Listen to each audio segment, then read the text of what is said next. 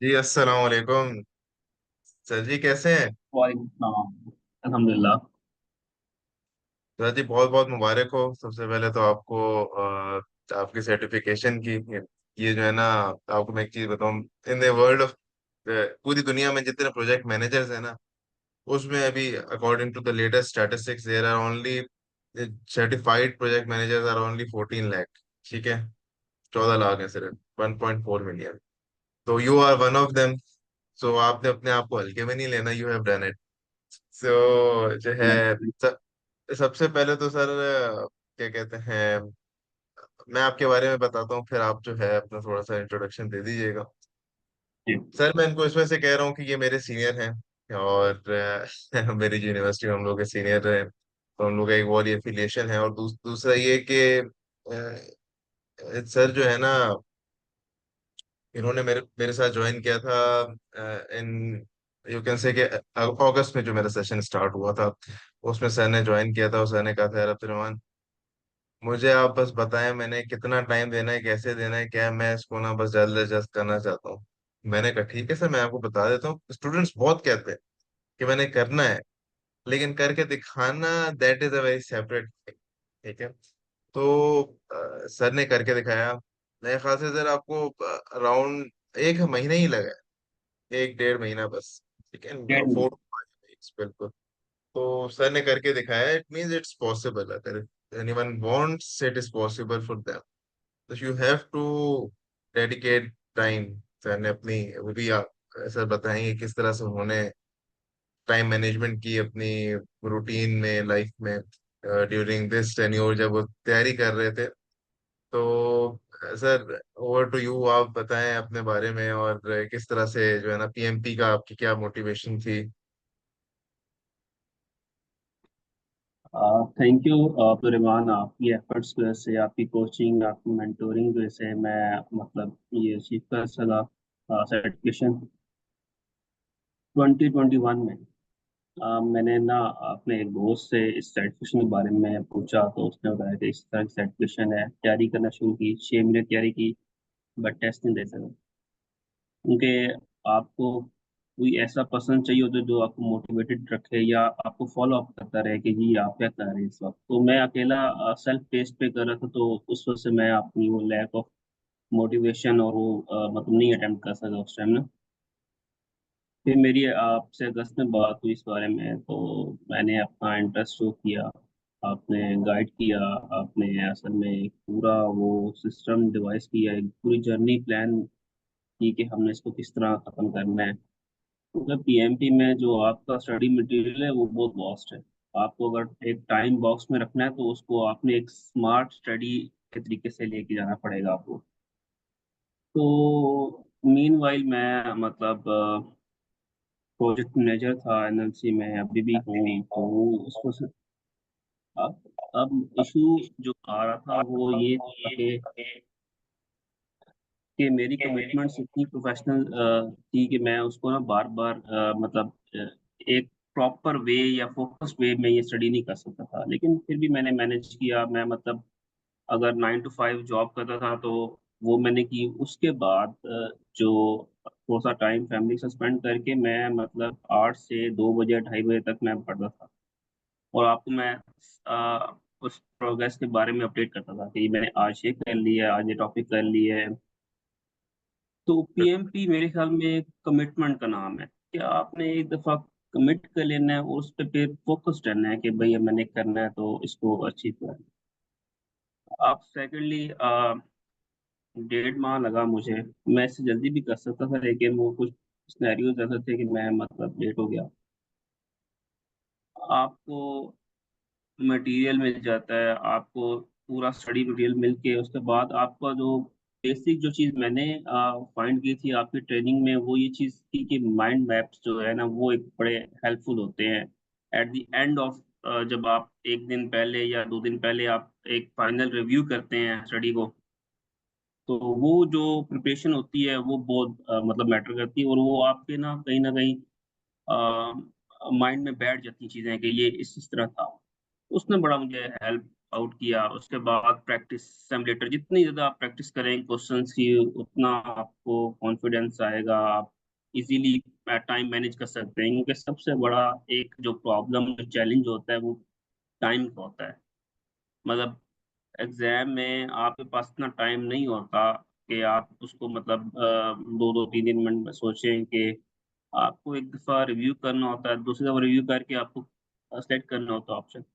खैर अल्हम्दुलिल्लाह आपकी कोचिंग और प्रैक्टिस की वजह से मेरे पास एम्पल ऑफ द टाइम था, मैं मुझे टाइम की कोई शॉर्टेज नहीं थी, और अल्हम्दुलिल्लाह मैंने वो पेपर आसानी से कर लिया था। तो बैलेंस रखना होता है आपने, मतलब अपने, आप ये नहीं कह सकते कि जी आपकी रूटीन इतनी टफ थी तो आप ये नहीं कर सकते, आपको टाइम मैनेज करना पड़ता है कहीं ना कहीं जाके अपनी स्टडी के लिए अपनी। और अल्हम्दुलिल्लाह हो गया। मतलब it is not a difficult कि मतलब आप कर ही नहीं सकते प्रोफेशनल लाइफ में, क्यों नहीं कर सकते। टाइम मैनेज करें और टाइम बॉक्स करें, अपना माइलस्टोन एक फिक्स करें कि मैंने 1 माह में करना है, 2 माह में करना है। फिर आपको टारगेट जब तक फिक्स नहीं होगा आप मतलब डिस्ट्रैक्ट हो जाएंगे, जिस तरह मैं हो गया था, क्योंकि मेरा टारगेट नहीं था मैंने कब पेपर देना है। मैंने कहा था मैं तैयारी कर लूंगा उसके बाद कर लूंगा, तो तैयारी कभी भी नहीं होती, तैयारी आखिरी दिन पेपर से पहले होती है। और जो सेकंड एडवाइस मैं देना चाहूंगा वो थी एम्पल ऑफ रेस्ट। एक दिन पहले आप बिल्कुल सुकून से रहें, और जिस तरह आपने मुझे कहा था मैंने किया, मैं बड़ा फ्रेश था। हालांकि मैं मतलब उससे पहले काफ़ी मैंने एफर्ट की हुई थी, तो मैं मतलब नहीं इतना सो पा सकता था, लेकिन उस दिन मैंने कम से कम कोई 10-12 घंटे में सोया था, और मुझे पेपर में बड़ा एक तो हुआ था, मतलब आसानी हुई थी मेरे लिए। सेकेंडली ब्रेक्स लें, उसमें जो ब्रेक्स शेड्यूल्ड ब्रेक्स हैं वो लें, आप एंजॉय करें वो 10 मिनट की ब्रेक। मैंने तो खैर 12 मिनट की कर ली थी, 2 मिनट मेरे डिडक्ट हो गए थे उसमें से, खैर मेरे पास टाइम का मसला नहीं था। Very good. तो ये एक मतलब था कि इसमें ना बेसिकली आप नहीं सर करना होता इसमें है, आपको ड्यूरिंग कोई। टेस्ट जो है, आप जब टेस्ट दे रहे थे, आपके 60 क्वेश्चंस किए, फिर आपने ब्रेक लिए, फिर 60 किए, तो आपके ख्याल से जो 60-60 के सेट्स थे, उसमें कौन सा मुश्किल था? पहला वाला सबसे मुश्किल था, लास्ट वाला या दरम्यान वाला? ये लोग पूछते हैं कि यार, मैथ भी एक होती है कि यार शुरू वाला सबसे मुश्किल होता है। ठीक है, नहीं, तीनों सेम थे, तीनों सेम थे। डिफिकल्टी लेवल तीनों सेम था, अब मैं ऑलमोस्ट बताता सेम। हूँ इसका आंसर, पता है क्या? आपकी माशाल्लाह से प्रैक्टिस इतनी थी कि आपको वो मुश्किल नहीं लगी। ठीक है। ओके, तो मे भी हो सकता है, लेकिन जो मुझे फील मेरे ख्याल से सब बराबर ही था, मतलब मेरे लिए तो इशू नहीं था, ना टाइम का ना कुछ का। टाइम से पहले 15-15 20-20 मिनट पहले वो मेरे से हो गया था, मतलब जितने क्वेश्चन से मैंने उसको रिव्यू भी किया था, इवन मैंने कोई अच्छा 5-5 6 6 मिनट रिव्यू पे लगाया था कि अच्छा इस क्वेश्चन को फ्लैग किया था तो इसको दोबारा देख लेता हूँ। तो अच्छा आपका गुड। आंसर चेंज नहीं होता, आपने एक दफा जो आंसर क्रैक करके लिखा होता है आपका माइंड वही कह रहा था कि यही है इसके बाद में। इसी तरह ही है। तो ऐसा ही है।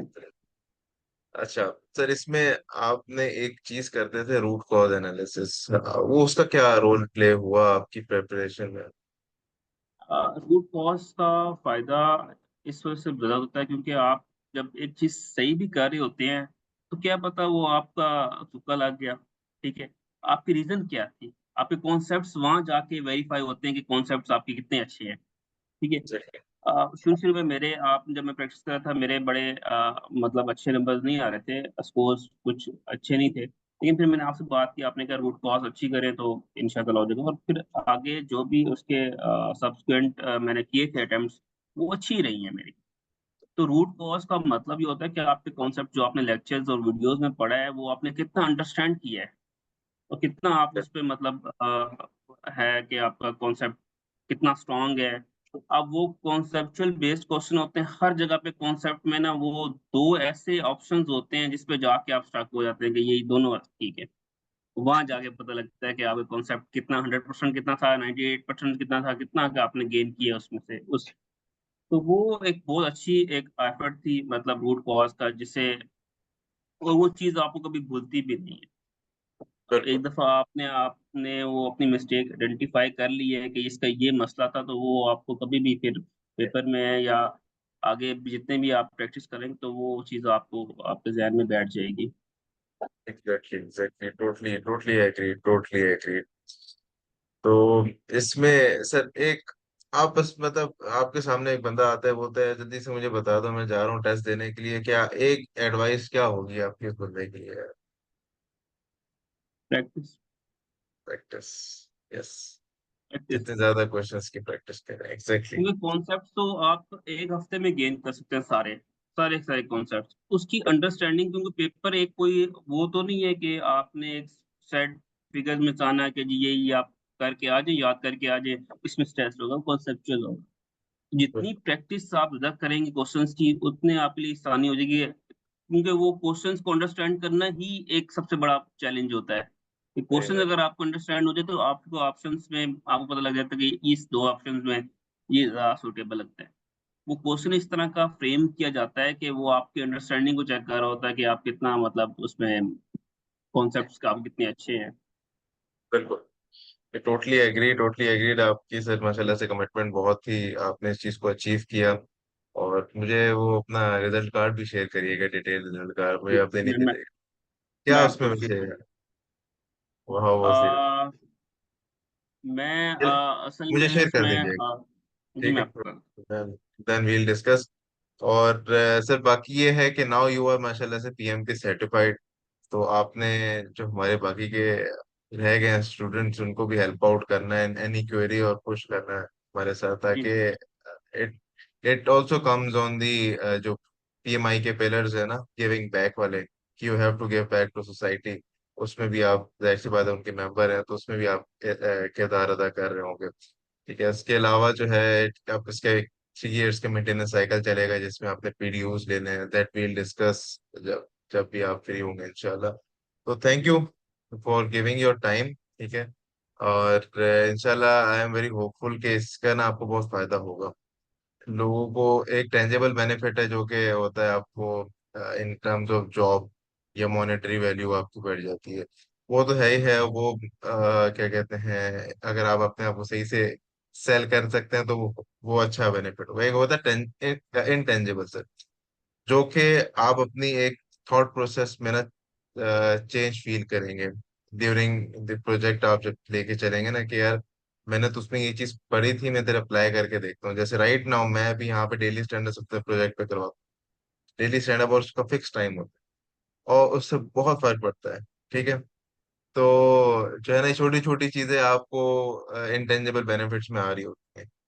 ठीक है। तो sir once again thank you for your time. अपना ख्याल रखें। और जो है ना, क्या कहते हैं, I will be seeing you. ठीक है। Okay sir. Thank thank you. You.